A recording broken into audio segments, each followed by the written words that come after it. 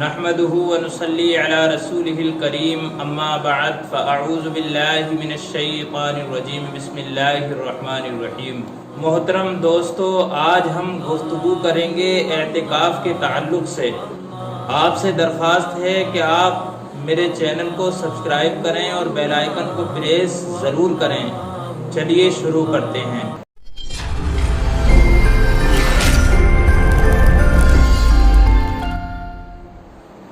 اعتکاف کے لغوی معنی اپنے آپ کو کسی ایک جگہ پر پابند کر لینا یا اس جگہ پر ٹھہرے رہنا ہے۔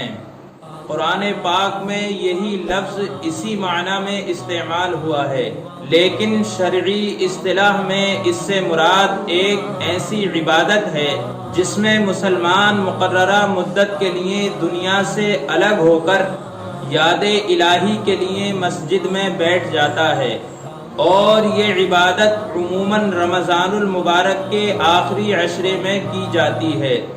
قرآن پاک سے اس امر کا ثبوت ملتا ہے کہ یہ بہت پرانی عبادت ہے اور گزشتہ پیغمبروں کی شریعت میں بھی جاری تھی۔ آئیے اب بات کرتے ہیں اعتکاف کے ارکان کے بارے میں۔ اعتکاف کے لیے چند چیزوں کا ہونا ضروری ہے جنہیں ارکان اعتکاف کہا جاتا ہے۔ اگر یہ چیزیں نہ ہوں تو اعتکاف نہ ہوگا، لہذا اعتکاف کے 4 ارکان ہیں۔ اعتکاف کا پہلا رکن نیت ہے، مگر بعض ائمہ نے اس کو رکن قرار نہیں دیا ہے بلکہ شرط قرار دیا ہے۔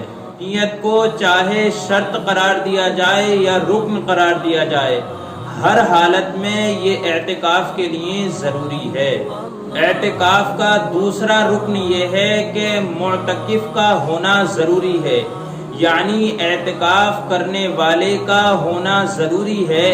جب تک کہ اعتکاف کرنے والا نہیں ہوگا تو پھر اعتکاف کیسے ہو جائے گا؟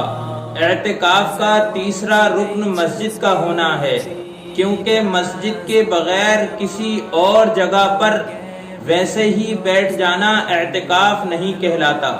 اعتکاف کا چوتھا رکن مسجد میں رہنا ہے۔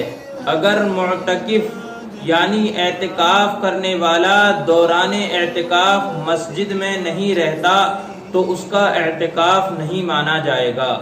پیارے دوستو، اب بات کرتے ہیں اعتکاف کے شرائط کے بارے میں، یعنی اعتکاف کی کیا کیا شرطیں ہیں۔